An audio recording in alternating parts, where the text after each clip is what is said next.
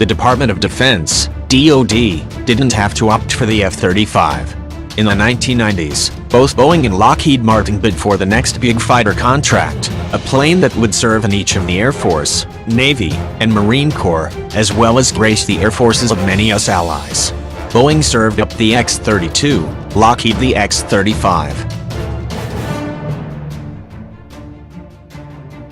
The Pentagon chose the F-35. Given the struggles of the last decade with the Joint Strike Fighter, it's impossible not to wonder about what might have been. What if DoD had gone with Boeing's X-32 instead, or with some combination of the two aircraft? At the end of the Cold War, the Pentagon proposed a joint fighter project in the hopes of reducing the overall logistical tail of fielded forces, as well as in minimizing development costs. Each of the three fighter flying services needed replacements for the fourth-generation aircraft in their inventory, the F-15 and F-16 in the case of the Air Force, and the F/A-18 and AV-8B Harrier in the case of the Navy and the Marine Corps. The new fighter, thus, needed conventional, carrier, and STOVL, short takeoff vertical landing, configurations.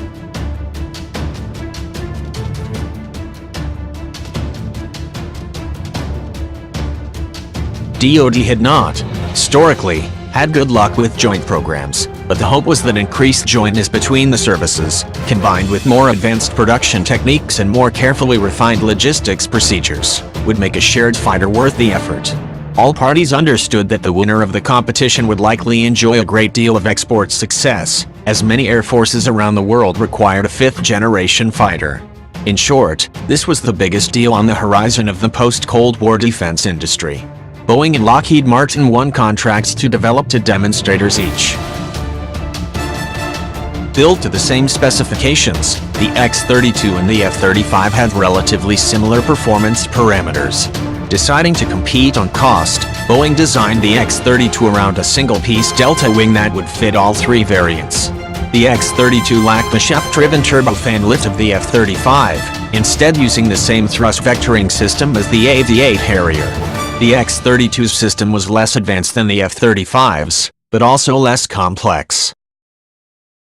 The X-32 was designed to reach Mach 1.6 in conventional flight. It could carry either 6 SAMRAAMs or 2 missiles and 2 bombs in its internal weapons bay. Range and stealth characteristics were generally similar to those expected of the F-35, and the body of the aircraft could accommodate much of the advanced electronic equipment that the F-35 now carries. One thing is for certain, the X-32 was a ridiculously ugly aircraft. It looked like nothing so much as the spawn of an A-7 Corsair and a hideously deformed Manatee.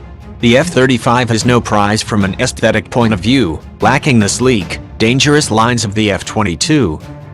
But the X-32 made the F-35 look positively sexy by comparison. How much should this matter? Not a bit? How much did it matter? Good question. Fighter pilots don't like to fly aircraft that look like they could be run over by a Florida speedboat.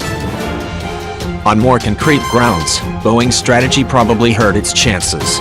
Instead of building one demonstrator capable of fulfilling the requirements of all three services, Boeing built two, one capable of conventional supersonic flight, and the other of vertical takeoff and landing.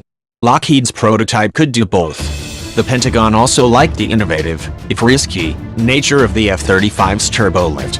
Finally, Lockheed's experience with the F-22 suggested that it could probably handle another large stealth fighter project. Chosen in 2001, the F-35 went on to become the largest Pentagon procurement project of all time, and one of the most beset by trouble. The X-32 escaped all of the most significant challenges to the F-35. The X-32 never faced decades of testing and redesign, it never saw massive cost overruns, it was never subjected to an endless series of articles about how it couldn't out-dogfight an F-16A. Nostalgia for what might have been is common in aircraft competitions, and it's impossible to say whether the X-32 would have run into the same difficulties of the F-35. Given the complex nature of advanced fighter projects, the answer is almost certainly yes. But in hindsight, it almost certainly would have made more sense to go with the VSTOL alternative fighter for the Marine Corps. This would have eliminated the most complex aspect of the joint project, the need to create an aircraft that shared critical components across 3 wildly different variants. This also would have helped spread the wealth across different major defense contractors, a practice that has increasingly become a Pentagon priority. Of course, given that the STOVL aspects of the F-35 and X-32 were baked in at the proposal stage, this would have required turning the clock back all the way to 1993, not just to 2001.